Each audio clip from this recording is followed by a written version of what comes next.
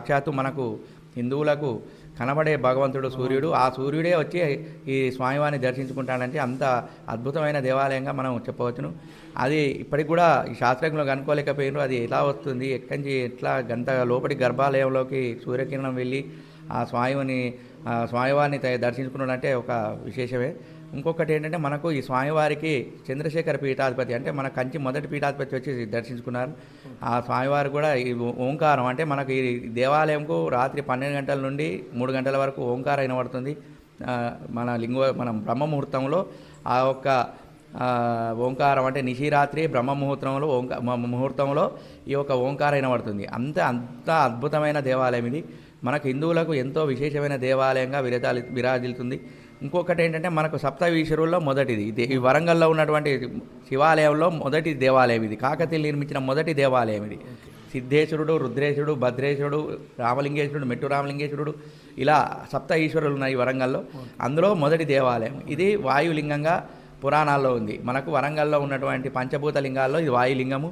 ఇంత విశేషమైన స్వామివారు మనకు సాక్షాత్తు శంకరుడే ఇక్కడ ఉద్భవించుడు. ఈ తెలంగాణ అంటే మనకు తెలంగాణలో కానీ వరంగల్ జిల్లాలో కానీ ఈ ప్రజలు చేసుకున్నటువంటి అదృష్టంగా భావిస్తారు.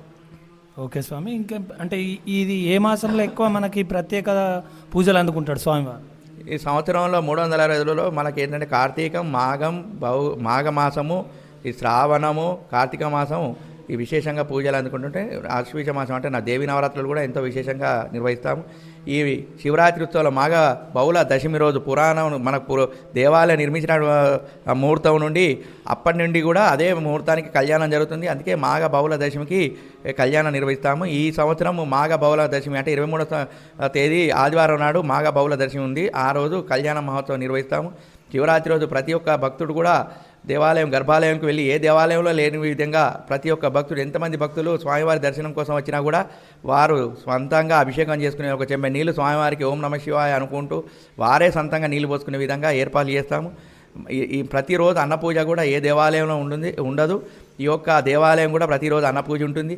సాక్షాత్తు అన్నంతో అభిషేకం అంటే ఆ శంకరుడు ఎంతో తన్మయత్వం చెంది వారి భక్తుల కోరికలు తీరుతాయని చెప్పి మనకు పురాణాలు ఉంది. ఓకే స్వామి, ధన్యవాదాలు, క్లుప్తంగా చెప్పినారు.